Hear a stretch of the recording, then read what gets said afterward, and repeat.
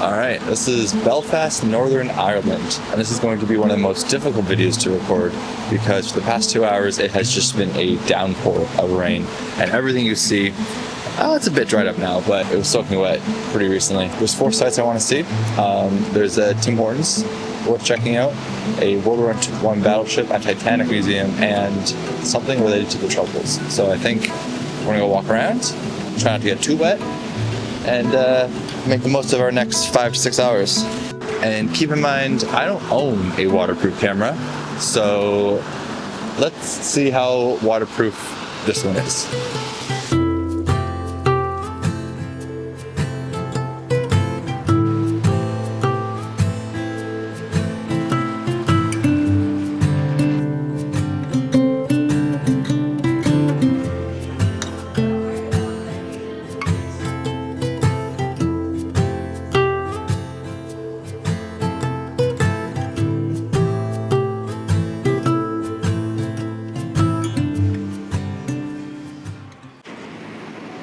Alright, I don't know how well it's going to show on camera, but weather continues to get worse.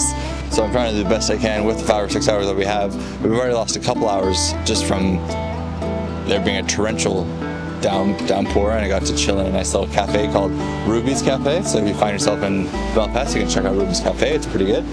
What I'm trying to get to now, if you didn't know, the Titanic was built in Belfast. I think there's something down this way, at least on my limited internet Google Maps, that says Titanic, so we're gonna go check that out. Behind that, there's apparently a World War I ship, which will be kind of cool. It's the longest serving ship in the British Navy that was retired, I think, back in around 2010, but commissioned like, I don't know, early 20th century, so that's kind of cool. It'll be fun to see that in person. It is going to be a pain in the butt to take some film photos given the weather, and we'll see what comes out of it. You have a hat on you right now. This is what's keeping you dry. But let's go.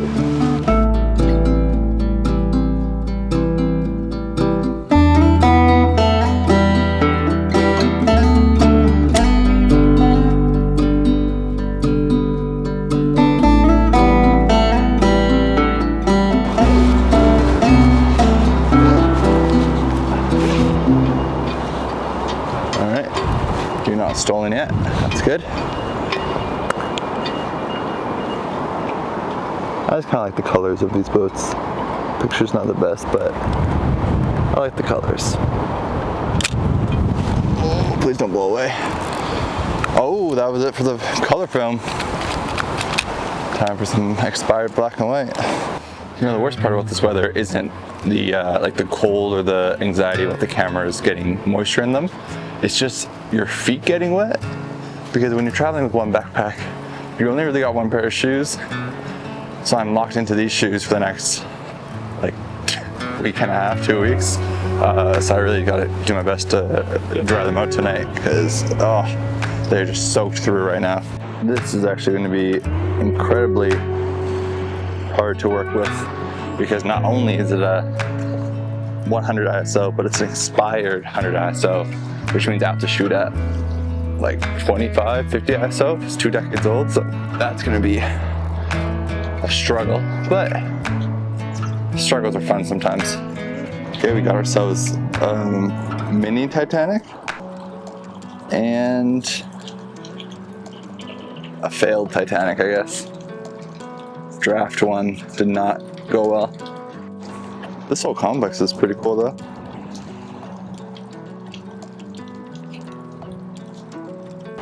Alright, so that's what that ship was.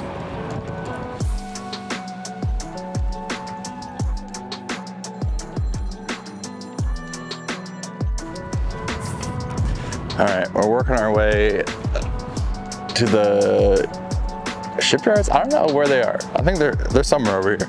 The museum for the Titanic is right there. So we're definitely in the right area. But in terms of the specific shipyard where they built it, I don't know. But behind that, there should be the HMS Caroline, which is that World War I ship I talked about before. And we're also being given a little grace from the weather gods there's a little pause in the rain, so I'm gonna try to cover as much ground as I can before the rain comes back. I think it's supposed to. Titanic Studios, okay. I think everything in a 1 kilometer radius here is named Titanic, which is ironic given, you know, the fate of the Titanic, but oh well, marketing is marketing.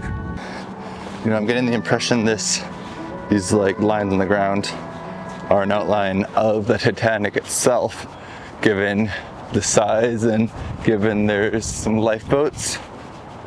So it turns out, museum's right there, then there's like the outline that I was just talking about, and these docks are the docks where the ships were actually built. So you had one for the Titanic, one for the Olympic, and yeah, obviously I guess they kind of took down the infrastructure around it of the original shipyards. But I mean, you can see clearly where the 2 ships would have been, just 1 and 2. But really cool to be in the exact spot where they were built. And you think of how many countless days and hours and effort, how much effort went into building these massive things. For them to just leave this harbor, you know, they probably watched them go thinking, wow, what a great ship that is.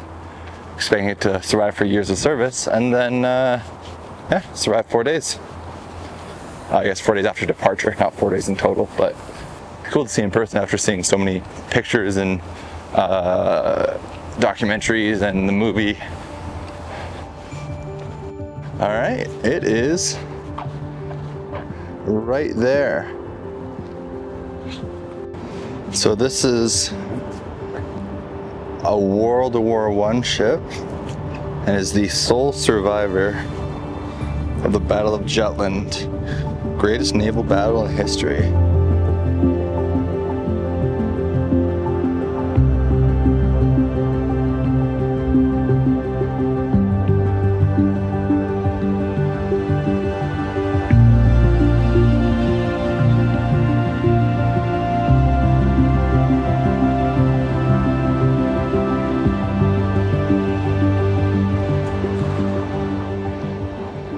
I think there might be a chance of getting on this thing. No way. No way. 3:30. Oh my gosh. Seriously?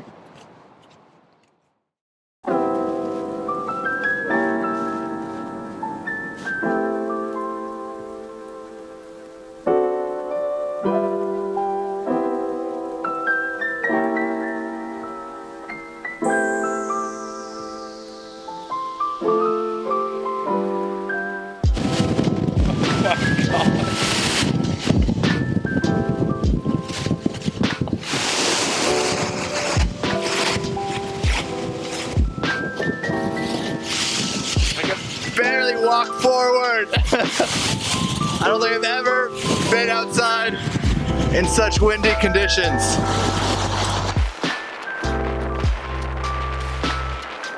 Bad news is, hit the edge of a storm front, seemingly. I met a nice guy named Peter. He was saying, yeah, there's a storm coming through, and we hit the edge of it. So everything I'm wearing is completely soaked through.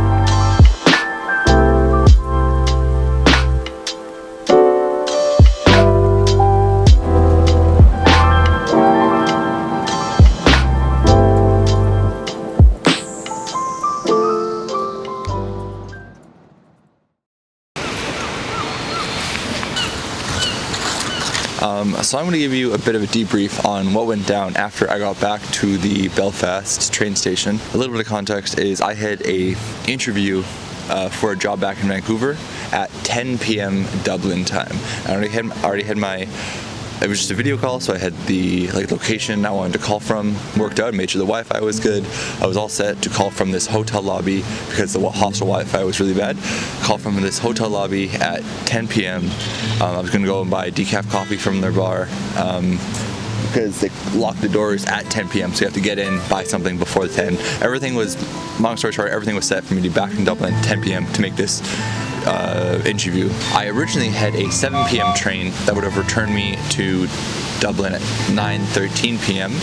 Before I knew I had this interview. But then when I found out I had the interview, I booked the train 1 hour early just to be super safe that I could be there on time, ready to go. As you saw, I checked out the place where the Titanic was built, checked out HMS Caroline. I was walking back to the train station, went through that crazy storm, and turned out that storm was a bigger deal than I even anticipated, because I got back to the train station, and as I'm walking in at about 5:30 p.m. for my 6 p.m. train, the main doors to all the train platforms was closing, and they had 2 employees standing outside and a few passengers kind of just standing around.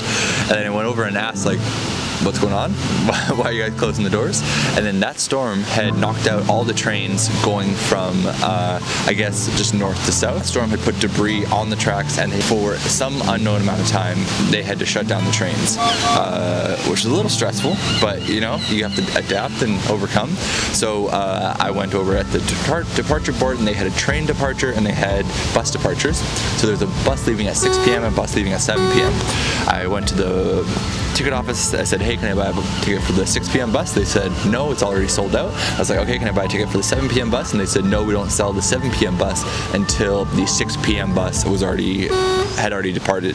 Now, keep in mind, even if I got that 7 p.m. train or 7 p.m. bus to Dublin, that was a 2-hour, 40-minute bus ride, which means I would get back to Dublin at 9:40 with the call at 10, which probably just would not work. So I was trying to do some problem solving. I looked around, did some research online, and I looked at the board and I saw there was another bus at 6:30 that went to the Dublin airport. So I went back to the teller and said, hey, can I buy the ticket for the 6:30 Dublin airport bus? And they said, yeah. So I bought that ticket, hopped on the bus, thankfully I left on time. Then about 20 minutes into that bus driving towards Dublin airport, the windshield wipers broke. So we pulled over, and in this moment I'm just thinking I'm gonna have to take this call from the side of the road in Belfast. But we pulled over, the driver did some magic on the windshield wipers, then disappeared for a while, came back, and bada bing, bada boom, we had a working bus. So I guess we had working windshield wipers for the bus. And yeah, made it back to Dublin in time, got here around 9 p.m. Which was shockingly early considering the circumstances. And yeah, that storm really did a number on the Irish rail system. Hopefully I can get some of that money back for the 2 train tickets I had to buy. But if not, at least I made it back in time and had a nice little adventure to come home. So I'm gonna head to the airport. I'm catching a flight to Edinburgh, which is gonna be the next video.